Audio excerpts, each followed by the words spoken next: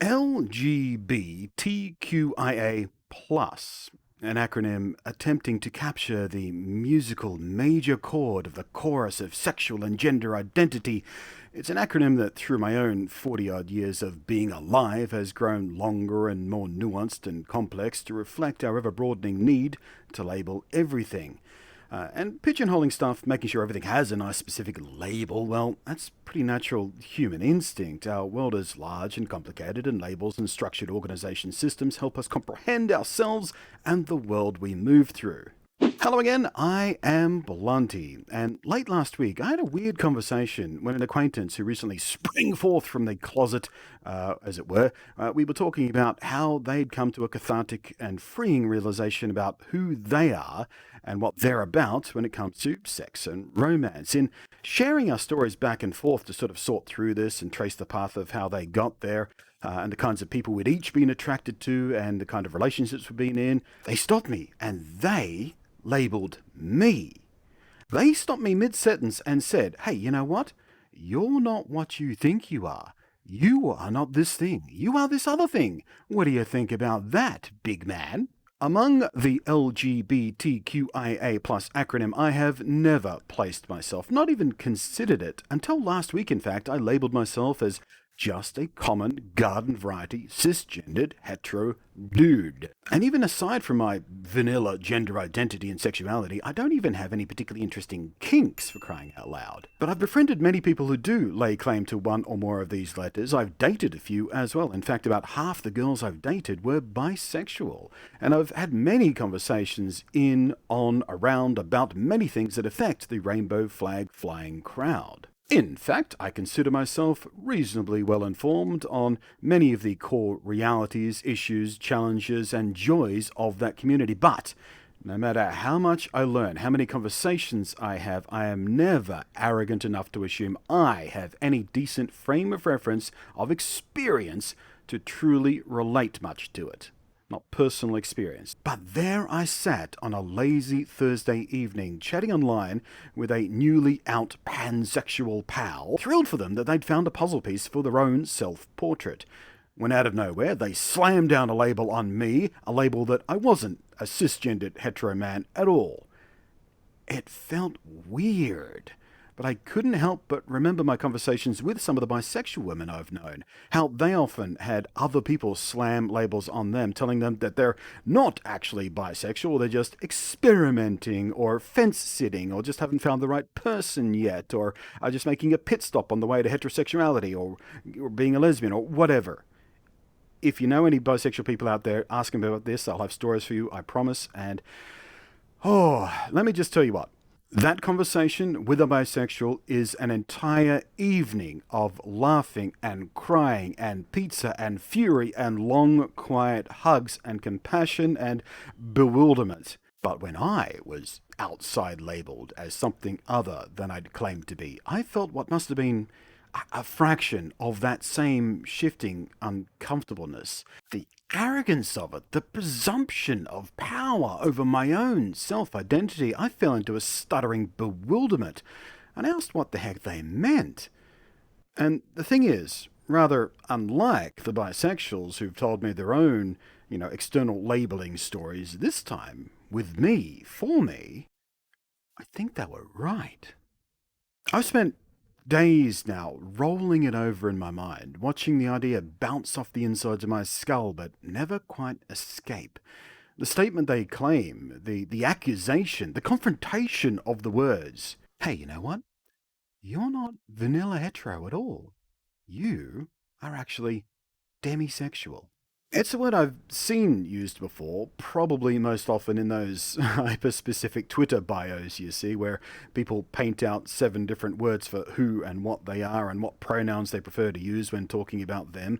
We've all seen those bios. They're a little bit over the top, but some people feel empowered by them, and I'm okay with that. But it's a word I never really thought much about, and honestly, of all the rainbow acronym words, I really wasn't sure I knew what it meant. Turns out, after a little more conversation and poking around the web and chatting about it on livestream even, and several days of self-reflection, and most vitally, carving apart what each and every intimate relationship and sexual encounter I've ever had all had in common. And yeah, I'm demisexual, I guess. And demisexual is a kind of subclass of asexual. And I thought I knew what an asexual was and were. I mean, I dated one once, for crying out loud. She was what was called a romantic asexual, which means she wanted emotional intimacy, but not physical intercourse. Spooning and cheek kisses were as physical as we ever got, and I was perfectly fine with that. But I also knew from conversations with her about it, there were aromantic asexuals out there who, aside from having reduced to no interest in physical intimacy, also experienced little to no romantic or emotional attraction.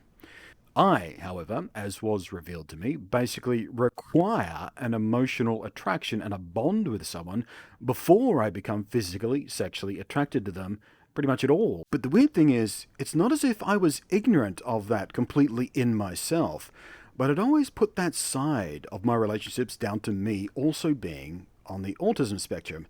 I'm high functioning, but I do have issues with things like extended eye contact, particularly with strangers, and physical contact with anyone I haven't built at least a little bit of emotional trust with. So I just figured my need for emotional bonding as a precursor for physical romantic intimacy was a part of that.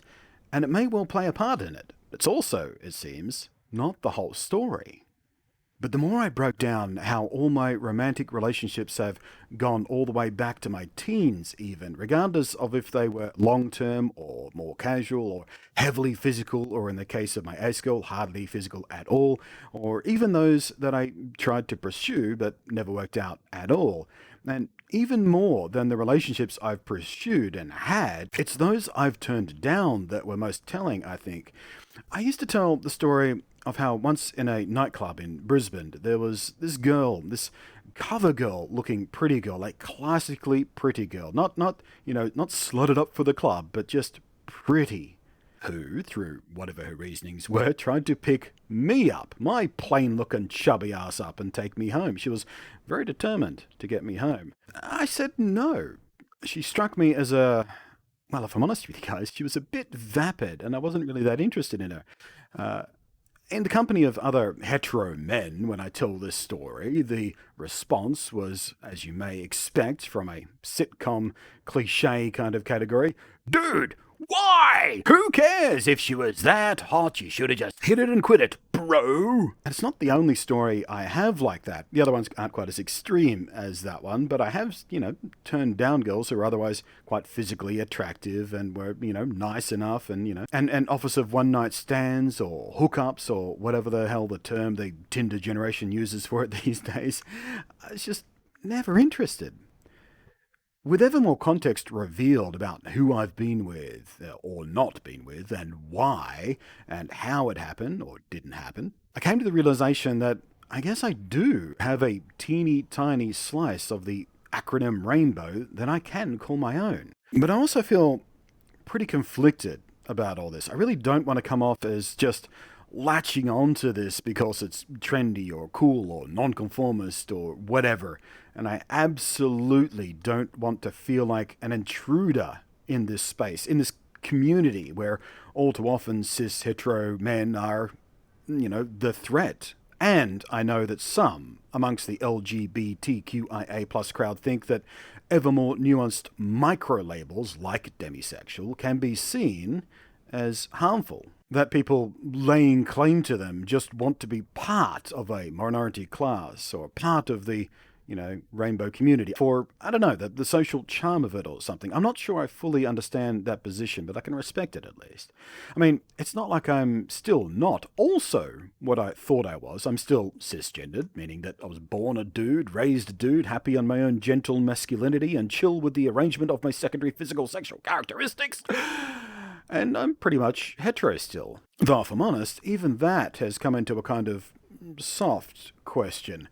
There was a guy once, though himself was pretty feminine in his expression of himself. Nothing ever happened between us, but, I dug on his attitude, and we, what I thought was, joke flirting when in a group of mutuals, just for the, because it was cute and it made the girls laugh and stuff, and that's why I thought I was doing it, but I did like it, and I did like him. And then there was this non-binary person I had a nearly instant crush on when we talked about bipolar disorder, and they were one of the few people I've ever met who didn't have bipolar but just got it so completely. I've hardly ever felt so understood so quickly by anyone, and I was crushing on them pretty hard, even though physically they weren't my usual type, I guess you could say. But in practicality, I've only been physical with girls. So chalk that up to hetero with a side dish of occasional curiosity, or mark it down to a demisexual being way more interested in someone they have a compelling emotional resonance with, to a point where,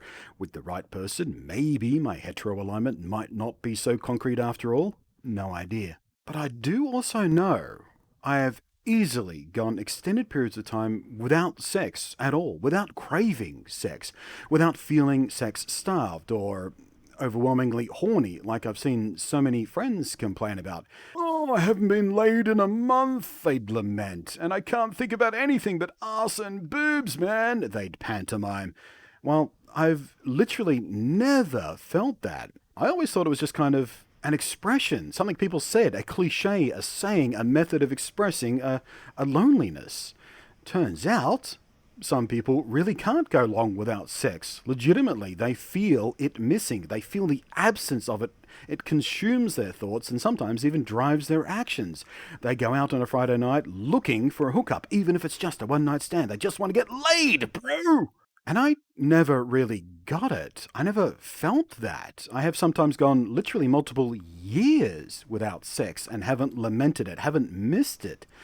But I have lamented time outside of relationships. As comfortable as I am being alone for even very long periods of time, I do feel a desire for emotional intimacy. Someone who looks back at me with a caring glint in their eyes. Someone whose smile can crawl across their face and can do nothing but make my day brighter. I miss that when it's missing.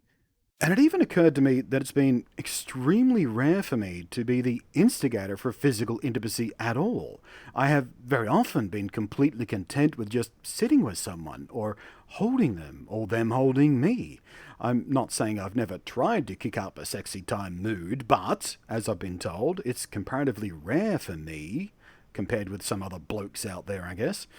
Even to the point that it's been an issue in multiple relationships where my partner would worry that I've lost attraction to them, lost interest in them, or that something was the matter because I wasn't, trying to do the sexy times. And that's another thing I'd put down to my mental health issues. Sometimes I can be distant, emotionally distant, and I'm not always aware when I start doing that. It's just a thing that happens to me sometimes, and I thought that perhaps that's what they were picking up on. They were picking up on me starting to slide into one of those emotionally distant moods, and they were picking up on that, and that's what they were sort of bringing up. But again, the more I search through everything, the more I suspect that at least it wasn't all that, and certainly not always that. It may indeed be simply down to my own teeny tiny corner of that rainbow flag, my demisexual nature caring more for emotional intimacy than physical. And if I'm not feeling particularly emotional because of my headspace issues, then the physical goes with it.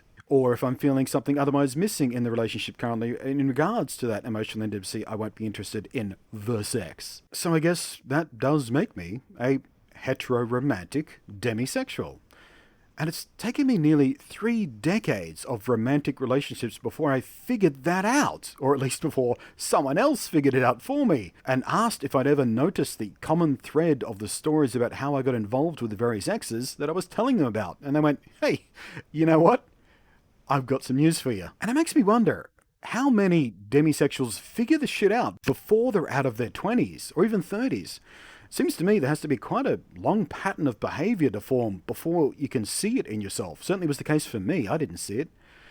Pure asexuals probably snap to it pretty early, and certainly I've known many bis and gays and lesbians who all at least start thinking about their deal before they're even out of their mid-teens. I know a pansexual who got her clue in her early 20s. I've never had a conversation about the hows and whens with any of the non-binaries I know, but they're all in their 20s or early 30s, and they all seem pretty comfortable already, so I can only assume it's not a new thing for them and they picked up on it fairly early. And again, let me be real clear on this. I in no way want to glom onto, want to take away from, want to dilute or defocus anything anybody in the LGBTQIA plus spectrum deal with, are, live, or embrace. I feel a large slice of imposter syndrome, even using their experiences to frame up my own. And to those of you who don't feel like sub-labels like demisexuals even belong on your wonderful rainbow, I get it. And I'm sorry if all of this feels like an intrusion into your experience. I truly am. And to the, I guess, pure asexuals out there, I hope the muddying of your waters that demisexuals might represent for you isn't intrusive either. I get the urge to gatekeep for clarity's sake, because I know it's hard enough to find people who can really empathize with what your deal is already without demisexuals making it ever slightly more confusing for the normies. But a man can only really frame up his own experiences and sense of self by using other points of reference. Nothing like this can exist in a perfect vacuum. Everything is related to everything else around it. We're all somewhere on the spectrum, as it were. So, hi, I'm Nate, and as it turns out, I'm a heteroromantic demisexual. Perhaps even panromantic demisexual, given the right person. I don't know. I've never met them. But even after all of this, I'm not even sure a mild revelation as it is might be, if it even counts as coming out. But I'm still super glad I found a label to help put so much of my romantic life into a context that makes so much more sense to me now than it ever did. I can only imagine what a catharsis for people with, let's say, more complicated identities than mine must go through and feel like once they can really claim what they are. I'm sure my experience is barely a candle's shadow of that, barely scratches the surface of the depth of what that feeling must be like. But I still feel pretty good about it. And I like that the flag that we get is an all black and grey affair with purple on it, because those shades look neat together, and I like purple, always have. That's one part of this I've known since I was a kid. Purple is neat. Purple and black together looks sexy. So, thanks for listening. And I kind of hope me running through how all of this started making sense to me helps someone else out there frame up their own feelings about how their romantic, sexual, or emotional life fits together. I know when I touched on this stuff on one of the weekend's live streams, there were a couple of people in chat that went, "Oh, I never actually thought about that. I might be this or I might be that too. I should explore that." And that's a wonderful thing. And I'm proud that my own revelation has helped someone else perhaps discover something interesting about themselves as well and put some stuff in context for them. So fingers crossed, at least one person out there gets a similar little nudge in the right direction from this. Failing that, maybe someone out there learned something else useful, learned what a demisexual is, for example, because even I wasn't clear about it, and I thought I was pretty well informed on this stuff. And lastly, while labels are useful, people are not their labels, and not everyone wants or needs a label. Not everyone attaches to a label that securely even. And even if you feel the need to throw a label at someone else, do it with love and insight, as happened to me, not sort of emotion, I guess. Demisexual is what I am, not who I am. Know what I mean? And like I always say, just treat people like people. It is so much easier than trying to remember which labels you feel the need to treat differently, isn't it? People are people. Simples. Say it with me now. People are people. Identity is not action. And I will catch you next time. Thank you very much for listening and putting up with my rambling and self-expression here. And thank you, as always, to the wonderful patrons floating up above there. You are tremendous people. Have I said I'm Blunty again yet? I think I'll do it again. I'm Blunty, and I'll catch you next time.